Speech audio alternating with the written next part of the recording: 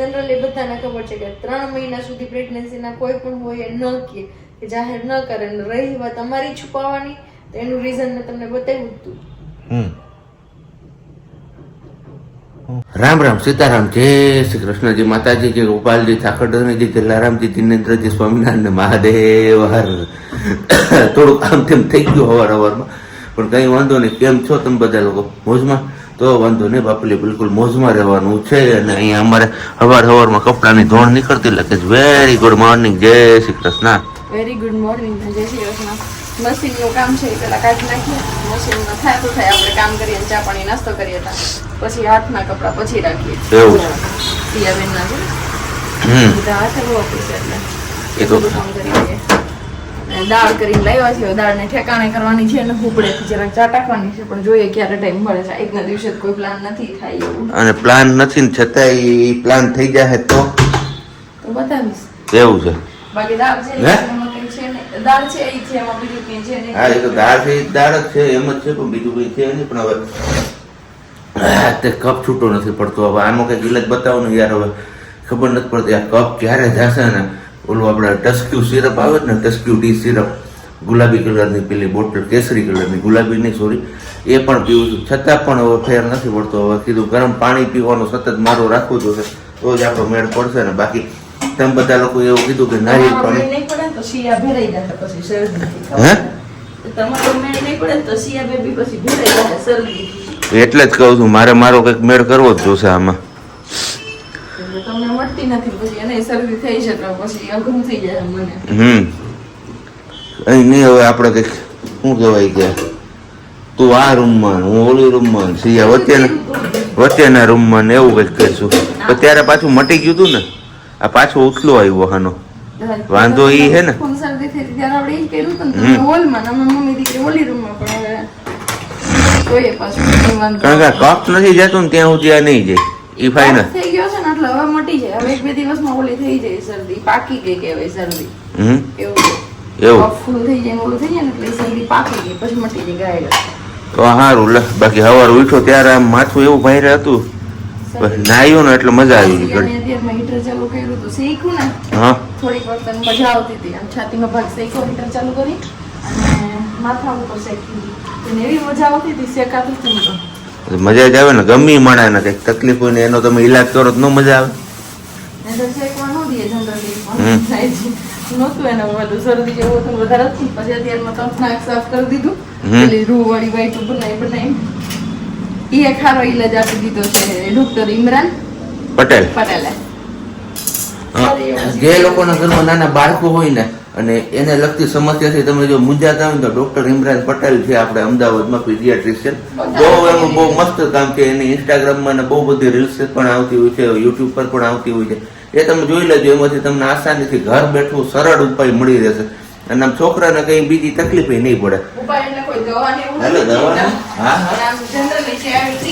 આવી જે ટ્રીક હોય ને, જે શું કહેવાય, નિંજા ટ્રીક. અને કોઈ આપણે ખબર ન હોય આપણે એવી વસ્તુ ફોલો કરતા હોય, એમાં એવું કે આ વસ્તુ તમારે નહીં કરવાની એવું. કેમ કે જેમ કે છે આપણે પેલું અત્યારે શરદી છે, ફ્લુ થયું હોય તો આપણે શું કરીએ, જનરલી બર્ડ્સ આવે, બર્ડ્સની હરિયેથી કે એના દ્વારા છે કોઈ પણ વસ્તુથી સાફ કરવાનું કહીએ છીએ, કડક વસ્તુ હોય ને એનાથી.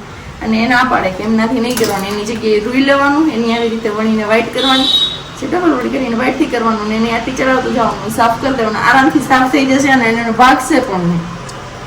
તો આ એક ટ્રીક અમે અપનાવી છે અને એનાથી બહુ મસ્ત મજાનું રિઝલ્ટ પણ સામે મળ્યું છે. નાક એકદમથી આમ આપણે સિયાને છે ને કંઈ બીજું કંઈ થાય નહીં, નાકમાં લાગવાની બીકી ન લાગે ને સાફ થઈ જાય છે. અને બાકી તો હવે વાત રહી છે આપણે એમની દવા લેવા જવાની. તો કીધું ચા પાણીને બધું પી લઉં ને પછી એમની દવા લઈ આવું. 24 કલાક મેડિકલ અત્યારમાં તો ખુલ્લા જ છે. અને પછી આપણે ઓફિસ તરફ જઈએ. કઈ એક કોલિમેક્સ અને એક અસ્થાગન પી. અસ્થાગન પી અને કેવા કહેવાય નીલગિરીના પોપટા. ઓકે. અને બીજું છે એવું 3 જ વસ્તુ કીધી તે મને. 3 વસ્તુ ને હજી એક લેવું છે. કોટન તો અહીંયા નહીં મળે, રૂ એ તો મળે ને, ન્યાય મળે, મળી જશે. હા તો કોટન ક્યાંથી લઈ? ઓકે. કોટન જોજો, એને કે ઓલું છૂટું પડી જાય એવું નહીં, હારામેલું કોટન. હા, એ હોસ્પિટલમાં જે યુઝ થાય ને એ જ આપશે.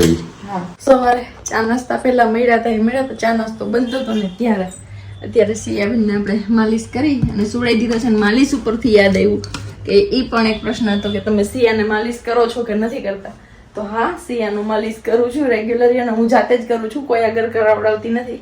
અને આપણે અત્યારે કાઢવાનું છે સિયાનું નહીં સોરી સિયાના પપ્પાનું મીન્સ કે ધવલનું કોટ ને એ બધું સ્વેટર ને એ પહેરી જવા માટેના. તો મેં કીધું લાવ બેડમાં પેલી રૂમમાં સુડાવી છે તો બેડ ખોલવો પડે એમ છે. તો મેં કીધું ત્યાં સુધી છે ને ત્યાં સુધી ફટાફટ આપણે સ્વેટર ને બધું કાઢી લઈએ એમનું, કેમ કે અંદર ને અંદર ઠંડી નથી લાગતી પણ બહાર જઈએ ત્યારે ઠંડી લાગે ને એમને ટ્રાવેલિંગ હોય રોજે જવાનું આવવાનું વેરાવળથી અહીંયા અપડાઉન, તો પછી ઠંડી લાગે. સાંજે પણ એમ થાય, સાંજે પણ આવે મોડા અને સવારમાં પણ વહેલું નીકળવાનું હોય, 7:30-8 નીકળી જાય તો સવારમાં પણ ઠંડી હોય. તો કીધું હવે શિયાળો આવી જ ગયો છે તો સ્વેટર ને બધું કાઢી લઈ તો ઉપયોગ થઈ જાય ને એમનો પણ ક્યારેક ક્યારેક. સ્વેટર અમે બધું તો આપણે નીકાળી લીધું, સાબજીનું 2 સ્વેટર નીકળ્યા અને આપણે ખાલી આપણી શાલ જે હતી શોલ એ વાળી નીકાળી. અને હવે બનાવવાનો છે આપણે કંસાર, કેમ કે ગઈકાલે આપણે ખબર છે કે ચોખાનો લોટ મેં ત્યાં દળી લીધો હતો. ચોખાનો લોટ એટલે મીન્સ કે કંસારનો લોટ, પછી ખીચુનો લોટ અને ઢોકળાનો લોટ. તો બસ અહીંયા આપણો ચોખાનો લોટ રેડી છે. તો થોડોક એવો ચોખાનો લોટ નાખી દઈએ. અને કંસાર આપણો ફેવરિટ વસ્તુ છે. તમારામાંથી કોને કોને કંસાર પસંદ છે એ ચોક્કસથી કહેજો. અત્યારે જાજો નહીં કરું કેમ કે સિયા બેબીને શરદી છે એટલા માટે, પણ થોડોક એટલો કરીશ. સાબજી પણ કદાચ મે બી ખાશે, ખબર નથી એને ભાવે જ કે નથી ભાવતો, મને યાદ નથી સોરી. અને સાબજી જોતા હશે તો કે આટલો ટાઈમ ભેગી રહેશે પણ ખબર નથી મને કંસાર ભાવે છે કે નહીં. એડિટિંગ એ કરે છે એટલે જોશે તો ખરી, પણ જોયું જાય. સોરી સાબજી, યાદ નથી તમને ભાવે છે કે નથી ભાવતો એ પ્રશ્ન છે. બાકી બધા હવે ચોખાનો લોટ એડ કરી દીધો છે. હવે એડ કરી દઈએ સાકર આપણે એક હાથે એડ કરશું એટલે થોડીક આખી જશે, મીન્સ કે ગાંગડાવાળી છે એ. પછી હું કરી લઈશ મિક્સ અને ઘી ગરમ કરી લઉં થોડું, કેમ કે જામેલું ઘી છે ને ઘરનું ઘી છે એટલા માટે. તો મસ્ત કણીદાર ઘી છે આપણું, જો પ્યોર ભેંસનું દૂધ લઈએ છીએ ને એ વાળું. હમણાં તો 2 દિવસનો એ પણ ટાઈમ નથી મળ્યો દૂધ લેવા જવાનો, કેમ કે સાબજી ઓફિસથી આવે મોડા. અને હવે કરી લઉં ઘી ગરમ, પણ વાટકામાં કરું છે એમાં કરું એમ જ કરવું પડશે. ચાલો હવે કંસાર બનાવીને ખાઈ લો થોડો, પછી જોઈએ મળીએ ક્યારે ટાઈમ મળે છે.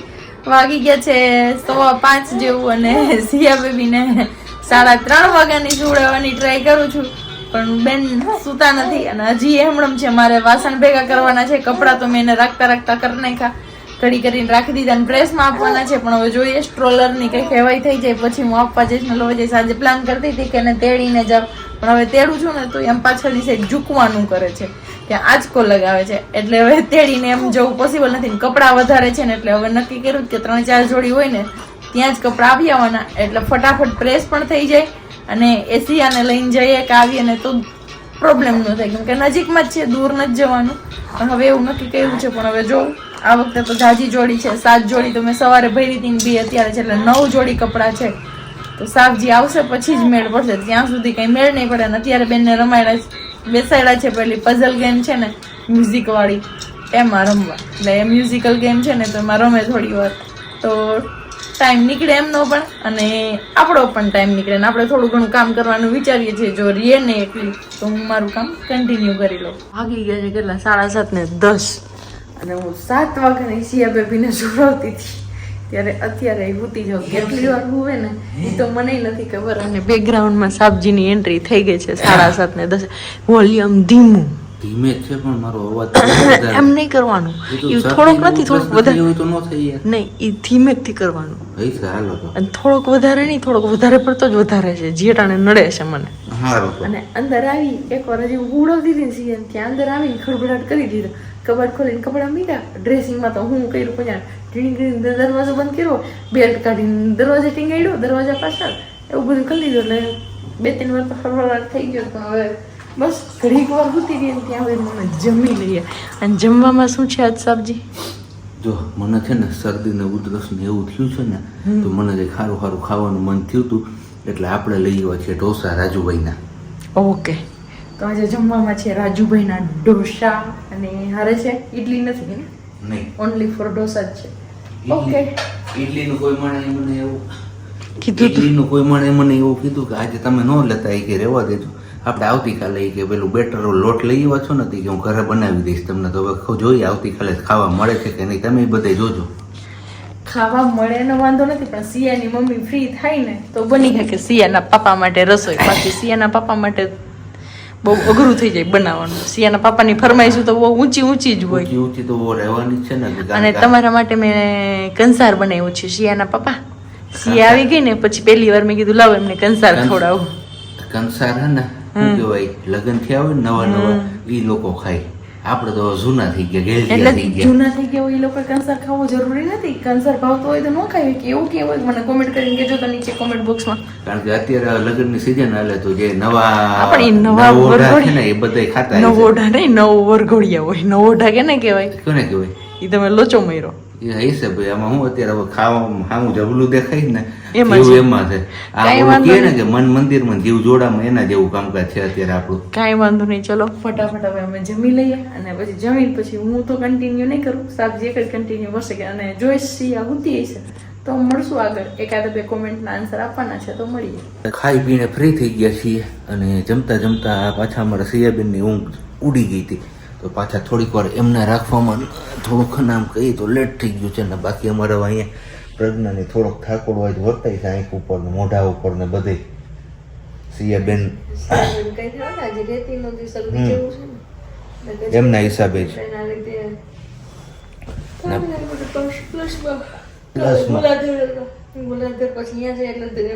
કામ વધી જાય પ્લસ રસોઈનું ને બધું વધી ગયું. હવે સિયાબેન હોય એટલે એમનું બધું ભેગું થઈ જાય. અહીંયાથી આવીને અહીંયા કામનો ઢગલો થયો હોય, ઉપરથી માસીએ રજા રાખી એટલે બધું બધું થઈ ગયું ભેગું એટલે ભેરાઈ ગયું તું ટૂંકમાં કહીએ ને તો બધી બાજુથી.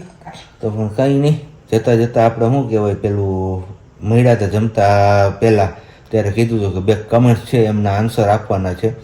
બસ એ આન્સર આપવા માટે જ આપણે પાછા બંને જણ સાથે ભેગા થઈ ગયા. કારણ કે સિયાબેન અમારા સૂઈ ગયા તો કીધું ચલો ફટાફટી આપણે શૂટ કરી લઈએ, નહીં તો પાછા સિયાબેન જાગી જશે ને તો પાછું કંઈ નક્કી નહીં રહે. બરોબર ને? એકદમ બરોબર. ઠંડી પડવા માંડી, હાથ ફાટવા માંડ્યા. હાથ ને સવારના હું જાઉં ને બાઇક લઈને તે કેસો સુધી તો એવી ઠંડી લાગે કે એની વાત ના પૂછે. એમ તે કોટ પહેરી અને અત્યારે રિટર્નમાં આવીએ ને તો પણ એવું થાય વેરાવળથી કેસો સુધી આમ ગરમ પવન હોય અને કેશોદની જેવું આમ ઓલું આપણે ઓજતના પુલ ટપીએ ને આ બાજુ જુનાગઢ સાઈડ આવીએ એટલે એવી ઠંડી ફૂંક આવે. હા હા હા. કારણ કે આજુબાજુ બધી પેલા બગીચા ચીકુના ને આંબાના ને બધા એટલે એના હિસાબે એ થાય. પણ કંઈ નહીં, હવે વધારે લાંબી વાતો તો આપણે કંઈ નથી કરવી, ફટાફટથી આપણે પોઈન્ટ ઉપર આવી જઈએ. તો કમેન્ટ્સ એ કેવી હતી આજે? એટલે આજે મીન્સ કે ગઈકાલે વિડીયો નાખ્યો તો એને દક્ષાબેન કરીને છે એનું નામ, સરને હું ભૂલી ગઈ. એનું એવું કહેવાનું છે કે તો પછી પહેલી વાર હતું ત્યારે છુપાયું તો હું કામ ફેંકો છો હું કામ? પ્રેગ્નન્સી તમે કે પહેલી વાર હતા પ્રેગ્નન્ટ હતા, અત્યારે કે તમે વિડીયોમાં કહી દીધું તો જ્યારે પહેલી વાર રિયલમાં પ્રેગ્નન્ટ હતા ત્યારે તમે આ વાત છુપાવી હતી શું કામે? તો હવે છુપાવી હતી શું કામે? એ કદાચ પોતે લેડી છે તો લેડી એમને ખબર હોવી જ જોઈએ અને ના હોય પણ છતાં પણ હરી કરવા વાળા હોય ને એની જેમ છે. અને જનરલી બધાને ખબર છે કે 3 મહિના સુધી પ્રેગ્નન્સીના કોઈ પણ હોય એ ન કે જાહેર ન કરે. રહી વાત અમારી છુપાવવાની તો એનું રીઝન મેં તમને બતાવ્યું હતું. મને સિયાબેનનો વોચ એવું લાગ્યું એટલે કે શું રીઝન હતું છુપાવવાનું. કારણ કે ઓલરેડી અમારે શરૂઆતમાં 2 મિસકેરેજ થઈ ગયા હતા અને અમે એવું નહોતા ઈચ્છતા કે ભાઈ હવે આ ત્રીજું પણ મિસકેરેજ થાય. એટલે એમના હિસાબે અમે છે ને 3 મહિના સુધી તો એટલા આમ કહીએ ને કે પેલા સેન્સિટિવ બની ગયા હતા આ બાબત ઉપર કે કીધું ક્યાંય આપણે ડિક્લેર જ નથી કરવી આ વાત, આજુબાજુમાં પણ ક્યાંય આપણે વાત નથી કરવી જાણ. અને સાચું કહું ને 6 મહિના સુધી કોઈને ખબર નથી પડતી પણ જ્યારે રેસ્ટ આવ્યો ને 4થા મહિનાને એમાં જનરલી તમને બધાને ખબર જ છે ઘણી વાર એ વાત કરી એકની એક વાત મને એવું લાગે પછી તો બસ ત્યારે રેસ્ટ આવ્યો ને ત્યારે થોડા ઘણાને ખબર પડી ગઈ હતી અને પછી 5મા મહિનાથી પંચમાસી વાળી રસમ કરી ત્યારે ખબર પડી. એ વિડીયોઝ પણ જો કે આપણે લેટ અપલોડ કરેલા હતા, પોસ્ટ લેટ કર્યો તો પણ જે અમુક ને ખબર હતી બધાને અહીંયા કોઈ બધાને ખબર પડી ગઈ. બસ એવી રીતે. બાકી બધા છુપાવતા હોય એનું રીઝન એક જ હોય. જો લેડી હોય તો પણ ખબર હોય ને જેન્ટ્સ હોય તો પણ ખબર હોય કે 3 મહિના સુધી એ વાત કોઈને નહીં કરવાની તો નહીં જ કરવાની. 3 મહિના પછી કન્ફર્મ. અને એ શું કામ નહીં કરવાની એ પણ એક હોય કે એમનો 3 મહિના પછી એક રિપોર્ટ કરવાનો હોય. એ રિપોર્ટ બધો નોર્મલ આવે એ પછી જ કરવાનો હોય કે એમ કે એમાં પણ સહેજ ખોટખાપણ કે એવું કાંઈ પણ હોય તો એ મિસ કરવું પડે. 3 મહિનાની પહેલા એ થઈ જવું જોઈએ એટલા માટે. હવે એ રિપોર્ટ ને બધું આપણે કરાવ્યું છે એટલે આપણે ખબર છે કે એટલા મહિના આ રિપોર્ટ હોય, આના રિપોર્ટ હોય. 3 મહિના થાય ને 5 મહિના થાય. એ પેલું કહેવાય મને નામ અત્યારે ભૂલાઈ ગયું, મારું નિંદરમાં ધ્યાન છે ને હું બોલું છું એવું છે એટલા માટે. કંઈ નહીં, બસ તમને લોકોને એટલે કે જેમને આ કમેન્ટ્સ કરી હતી એમને જવાબ મળી ગયો હશે એવી આશા રાખીએ છીએ. અને બાકી તો હવે બસ આપણો બ્લોગ અહીંયા જ પૂરો કરવાનો સમય પણ આવી ગયો છે. પણ જતાં જતાં મસ્ત મજાનો એક સુવિચાર પણ તમારા લોકો સાથે શેર કરવાનો છે. તો હમણાં પાછા થોડીક વાર પછી, કારણ કે મારા નાકમાં હુડું થાય જ ને તો મજા નથી આવતી, એટલે હુડ પેલા કાઢતો આવું ને પછી પાછા આપણે આગળ મળીએ છીએ સુવિચાર સાથે, અને પછી આપણા બ્લોગને અહીંયા જ પૂરો કરીએ છીએ. આજે હવે ફટાફટથી આપણો આ સુવિચાર શેર કરી દઈએ અને પછી બ્લોગ પૂરો કરીએ. તો સમસ્યા આવે ને જીવનમાં, એ જ જીવન જીવતા શીખવાડે છે, બાકી સુખ તો આપણા જીવનને આળસુ બનાવે છે. બસ, તો આ શોર્ટ એન્ડ સ્વીટ સુવિચાર હતો આજનો. એ સુવિચાર તમને લોકોને કેવો લાગ્યો એ તમારે કમેન્ટ્સ કરીને ચોક્કસથી જણાવવાનું છે. બાકી હવે મળીશું આપણે આવતીકાલે નવા બ્લોગ સાથે. ત્યાં સુધી બધાને બબાઈ, ગુડ નાઇટ, જય શ્રી કૃષ્ણ. શાંતિથી રહેજો અને શાંતિથી રહેવા દેજો.